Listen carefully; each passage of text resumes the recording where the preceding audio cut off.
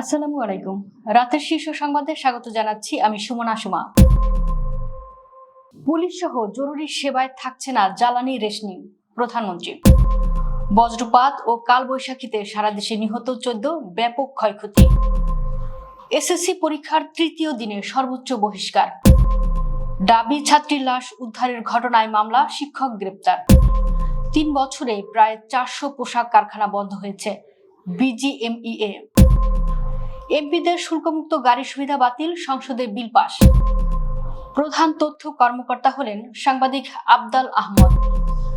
বিএনপির বহিষ্কৃত নেতা ইসহাক সরকারকে ঢাকা মহানগরের আহ্বায়ক করল এনসিপি। আবার ভয়ের ও আতঙ্কের পরিবেশ সৃষ্টি করা হচ্ছে, সংসদে হাসনাত। জামিন পেলেন বেগম খালেদা জিয়ার গাড়ি বহরে হামলার আসামি, নিষিদ্ধ ছাত্রলীগ নেতা। বিএনপি নেতার সঙ্গে মারামারি করা সেই নারী শিক্ষিকা নন। 16 জেলায় কালবৈশাখীর সম্ভাবনা, আবহাওয়া অধিদপ্তরের সতর্কবার্তা। ইরানে হামলায় যুক্তরাষ্ট্রের ব্যবহার করা বিমান ঘাঁটিতে আগুন। প্রত্যাশার চেয়ে ভয়াবহ, পাল্টা হামলার হুঁশিয়ারি ইরানের। শুনছিলেন শিরোনাম, এবার বিস্তারিত। পুলিশ, অ্যাম্বুলেন্স, ফায়ার সার্ভিস সহ জরুরি সেবায় নিয়োজিত বাহিনীগুলোর উপর থেকে জ্বালানি তেলের সীমাবদ্ধতা বা রেশনিং তুলে নেওয়া হয়েছে বলে জানিয়েছেন সংসদ নেতা ও প্রধানমন্ত্রী তারেক রহমান। রোববার 26 এপ্রিল জাতীয় সংসদে এক প্রশ্নের জবাবে তিনি এই ঘোষণা দেন।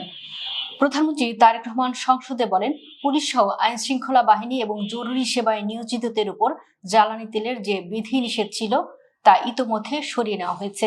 এই সিদ্ধান্ত 2 দিন আগেই নেওয়া হয়েছিল বলে তিনি উল্লেখ করেন। প্রধানমন্ত্রী আশা প্রকাশ করেন যে এই সিদ্ধান্তের ফলে জরুরি সেবা কার্যক্রমে আর কোনো সমস্যা হওয়ার কথা নয়। দেশের গাইবান্ধা, ঠাকুরগাঁও, বগুড়া, সিরাজগঞ্জ, পঞ্চগড়, নাটোর ও জামালপুর সহ কয়েকটি জেলায় বজ্রপাত ও কালবৈশাখী ঝড়ের ভয়াবহ তাণ্ডবে অন্তত 13 জনের মৃত্যু হয়েছে। একই সঙ্গে ঘরবাড়ি, ফসলি জমি, বিদ্যুৎ ও যোগাযোগ অবকাঠামোতে ব্যাপক ক্ষয়ক্ষতির খবর পাওয়া গেছে। গাইবান্ধার সুন্দরগঞ্জ উপজেলায় রোববার 26 এপ্রিল বিকেলে দোফাডাঙ্গা এলাকায় আকস্মিক বজ্রপাতে 5 জনের মৃত্যু হয়। নিহতদের মধ্যে 3 জন কিশোর ও 1 জন বৃদ্ধ রয়েছেন। এ ঘটনায় আরও 1 জন আহত হয়েছেন। হঠাৎ এই দুর্ঘটনায় পুরো এলাকায় শোক নেমে আসে। ঠাকুরগাঁও জেলায় টানা 2 দিনের কালবৈশাখী ঝড়ে বজ্রাঘাতে 2 নারীর মৃত্যু হয়েছে। পীরগঞ্জ ও রানীশংকৈল উপজেলায় এ ঘটনা ঘটে। ঝড়ের সময় গাছ উপড়ে পড়ে বহু ঘরবাড়ি ক্ষয়ক্ষতি হয় এবং ফসলি জমিতে ব্যাপক ক্ষয়ক্ষতি হয়। বিদ্যুৎ সংযোগ বিচ্ছিন্ন হয়ে অনেক এলাকায় দীর্ঘ সময় অন্ধকারে থাকতে হয়। চলমান এসএসসি ও সমমান পরীক্ষার তৃতীয় দিনে সবচেয়ে বেশি সংখ্যক পরীক্ষার্থী বহিষ্কারের ঘটনা ঘটেছে। একই সঙ্গে পরীক্ষার অনুপস্থিতির হালনাগাদ তথ্য প্রকাশ করা হয়েছে। রোববার পরীক্ষার পর এ তথ্য নিশ্চিত করেছে আন্তঃশিক্ষা বোর্ড সমন্বয় কমিটি। কমিটির তথ্য অনুযায়ী এদিন এসএসসি ইংরেজি প্রথম পত্র দাখিল পর্যায়ে গণিত এবং এসএসসি দাখিল ভোকেশনাল পরীক্ষায় গণিত 2 বিষয়ে পরীক্ষা অনুষ্ঠিত হয়। মোট 39 জন পরীক্ষার্থীকে বিভিন্ন কারণে বহিষ্কার করা হয়েছে।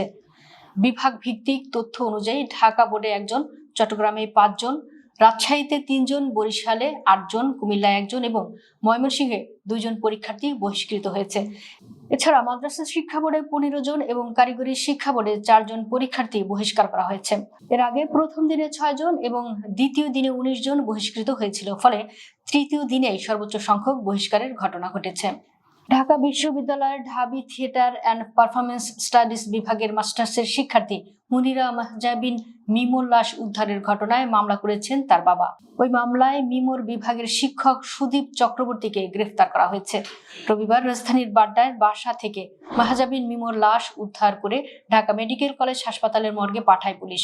পুলিশ জানায়, লাশ উদ্ধারের সময় তার বাসা থেকে একটি নোট এবং মোবাইল ফোন থেকে কিছু কথোপকথন পাওয়া গেছে, যেখানে তিনি বিভাগের শিক্ষক সহযোগী অধ্যাপক সুদীপ চক্রবর্তীর নাম উল্লেখ করেছেন।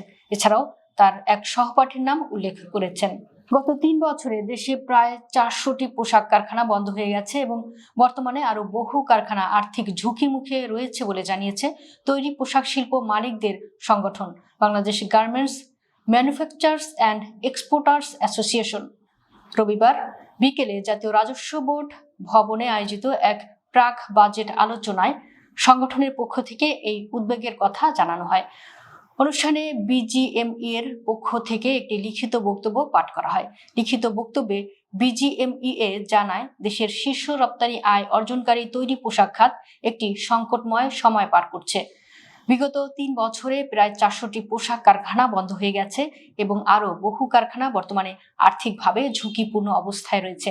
শিল্পের বর্তমান এই স্থবিরতা ও মন্থর গতির পেছনে মূলত দুটি কাঠামোগত কারণকে দায়ী করেছে সংগঠনটি।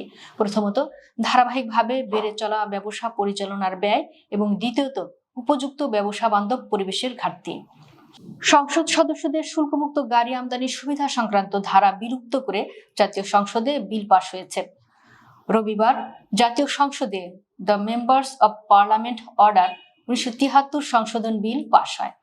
আইনমন্ত্রী মোহাম্মদ আসাদুজ্জামান বিলটি পাশের জন্য সংসদে উত্থাপন করেন। বিলটির উপর কোনো সংশোধনী প্রস্তাব ছিল না। কোনো আলোচনা ছাড়া বিলটি সংসদে পাশ হয়। এর আগে গত বৃহস্পতিবার মন্ত্রিসভার বৈঠকে এই আইনটির সংশোধনী অনুমোদন করা হয়। জ্যেষ্ঠ সাংবাদিক সৈয়দ আফদাল আহমেদকে তথ্য অধিদপ্তরের প্রধান তথ্য কর্মকর্তা হিসেবে নিয়োগ দিয়েছে সরকার। গ্রেড 1 পদমর্যাদায় তাকে 1 বছরের মেয়াদে চুক্তিভিত্তিক নিয়োগ দেওয়া হয়েছে। রবিবার জনপ্রশাসন মন্ত্রণালয়ের এক প্রজ্ঞাপনে সৈয়দ আফদাল আহমেদকে প্রধান তথ্য কর্মকর্তা হিসেবে নিয়োগের সিদ্ধান্ত জানানো হয়। অন্য যে কোনো পেশা, ব্যবসা কিংবা সরকারি, আধা সরকারি, বেসরকারি প্রতিষ্ঠান বা সংগঠনের সঙ্গে কর্মসম্পর্ক পরিত্যাগের শর্তে এ নিয়োগ দেওয়া হয়। জাতীয় প্রেস ক্লাবের 2 মেয়াদের সাবেক সাধারণ সম্পাদক সৈয়দ আফদাল আহমেদ দৈনিক আমার দেশ পত্রিকার নির্বাহী সম্পাদক হিসেবে দায়িত্ব পালন করে আসছিলেন। বিএনপি থেকে বহিষ্কৃত নেতা ইসহাক সরকারকে ঢাকা মহানগর শাখার আহ্বায়ক করে নতুন কমিটি ঘোষণা করেছে জাতীয় নাগরিক পার্টি এনসিপি। কমিটির সদস্য সচিব হিসেবে দায়িত্ব পেয়েছেন ইঞ্জিনিয়ার SM শাহরিয়ার। রোববার দলের সদস্য সচিব আক্তার হোসেন ও মুখপাত্র আসিফ মাহমুদ সজীব ভুঁইয়ার সই করা এক বিজ্ঞপ্তিতে এই কমিটি ঘোষণা দেওয়া হয়। এর আগে শুক্রবার আনুষ্ঠানিকভাবে এনসিপিতে যোগ দেন ইসহাক সরকার। তিনি ছাত্রদলের কেন্দ্রীয় সংসদের সাবেক সাংগঠনিক সম্পাদক এবং যুবদলের কেন্দ্রীয় নির্বাহী কমিটির সাবেক সাংগঠনিক সম্পাদক ছিলেন। দলে যোগদানের সময় এনসিপির আহ্বায়ক নাহিদ ইসলাম বলেন, ইসহাক সরকার তাদের জন্য অনুপ্রেরণার প্রতীক এবং তিনি আগের মতোই বিরোধী রাজনীতিকে সক্রিয় থাকবেন। আবার একটা ভয়ের ও আতঙ্কের পরিবেশ সৃষ্টি করা হচ্ছে বলে দাবি করেছেন কুমিল্লা 4 আসনের সংসদ সদস্য আবুল হাসনাত। তিনি বলেছেন, আমরা এখানে দাঁড়িয়ে মাননীয় প্রধানমন্ত্রীর সমালোচনা করতে চাই। আমরা নির্ভয়ে ফেসবুকে লিখতে চাই, আমরা ব্যাকস্পেস ব্যবহার করতে চাই না। কিন্তু আবার একটা ভয়ের ও আতঙ্কের পরিবেশ সৃষ্টি করা হচ্ছে। রোববার জাতীয় সংসদে রাষ্ট্রপতির ভাষণের উপর আলোচনায় অংশ নিয়ে তিনি এসব কথা বলেন। বিকেলে স্পিকার হাফিজউদ্দিন আহমেদের সভাপতিত্বে সংসদের অধিবেশন শুরু হয়। হাসনাত আব্দুল্লাহ বলেন, আমরা খুব আশাহত হই যখন এই সংসদ এত রক্ত, এত লড়াই, এত ত্যাগের পরে গঠিত হয়েছে, কিন্তু এই সংসদ আবার আগের সেই ভিসিয়াস সাইকেল, দোষারোপের সাইকেলে ফিরে যাচ্ছে। বিরোধী মত দমনের নামে মামলার যে সাইকেল, আমরা সেখানে আবার চলে গিয়েছি। ক্যাম্পাসগুলো আবার অস্থিরতার দিকে যাচ্ছে। সাবেক প্রধানমন্ত্রী বেগম খালেদা জিয়ার গাড়িবহরে হামলার ঘটনায় করা মামলায় আসামি কেন্দ্রীয় নিষিদ্ধ ছাত্রলীগ নেতা লাবলু মোল্লা শিশিরকে জামিন দিয়েছেন আদালত। রোববার ঢাকার একটি আদালত এ জামিন আদেশ দেন। মামলা সূত্রে জানা যায়, 2015 সালের 20 এপ্রিল নির্বাচনী প্রচারণার সময় পল্টনে বিএনপি কার্যালয়ের সামনে আয়োজিত পথসভায় দলটির চেয়ারপারসন বেগম খালেদা জিয়াকে হত্যার উদ্দেশ্যে আসামিরা অস্ত্রসহ তার গাড়িবহরে হামলা চালান।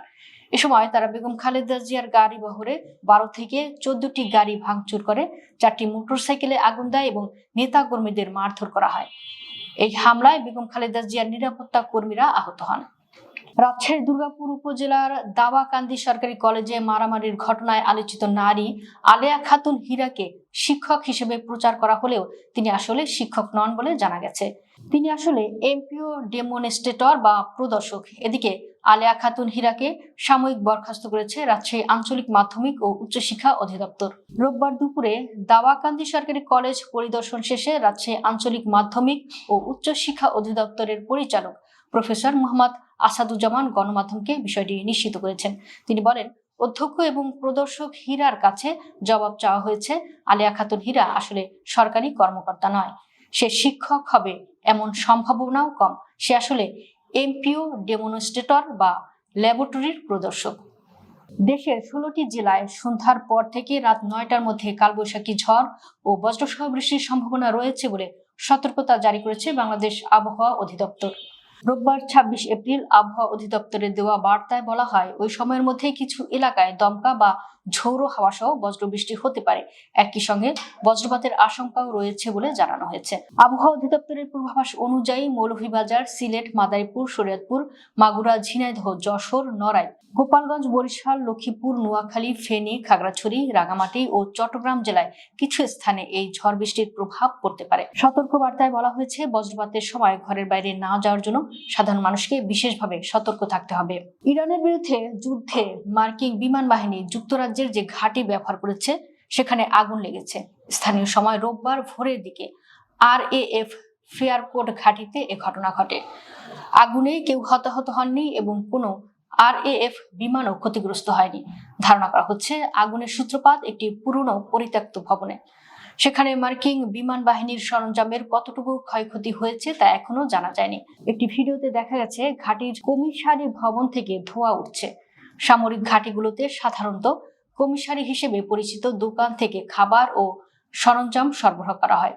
ঘটনাস্থলের অন্য ছবিতে দেখা গেছে ফায়ার সার্ভিসের সদস্যরা আগুন নেভানোর সময় ভবনটির ছাদ ধসে পড়েছে। মধ্যপ্রাচ্যে চলমান উত্তেজনার মধ্যে ইরানের দেয়া কড়া হুঁশিয়ারি নতুন করে শঙ্কা তৈরি করেছে। ইরান বলেছে, শক্তিশালী ও বুদ্ধিদীপ্ত নীরবতা কোনো দুর্বলতা নয়। দৃশ্যমান সংযম যে কোনো মুহূর্তে নারকীয় ঝড়ে রূপ নিতে পারে। দেশটি বলছে, শত্রুপক্ষ কোনো ধরনের ভুল হিসাব নিকাশ করলে বা নতুন করে আগ্রাসন চালালে প্রত্যাশার চেয়েও ভয়াবহ পাল্টা জবাব দেওয়া হবে। যুদ্ধবাজ ও প্রতিশ্রুতি ভঙ্গকারী শত্রু যদি কোনো ধরনের ভুল করে বা নতুন করে আগ্রাসন চালায় তবে তাদের বিরুদ্ধে কঠোর ব্যবস্থা নেওয়া হবে, এমন হুঁশিয়ারি দিয়েছে ইরানের ইসলামী বিপ্লবী গার্ড বাহিনী IRGC। রবিবার ইরানের রাষ্ট্রীয় সংবাদ সংস্থা ইরনার বরাতে এই তথ্য জানা গেছে। দর্শক, ভিডিওটি শেষ পর্যন্ত দেখার জন্য আপনাকে অসংখ্য ধন্যবাদ। নিত্য নতুন ভিডিও পেতে আমাদের ইউটিউব চ্যানেলটি সাবস্ক্রাইব করুন এবং নিয়মিত নোটিফিকেশন পেতে বেল বাটনটি ক্লিক করুন। আমাদের ফেসবুক পেজটি ফলো করুন। এছাড়াও আমাদের ভিডিও লাইক, কমেন্ট ও শেয়ার করুন। আল্লাহ হাফেজ।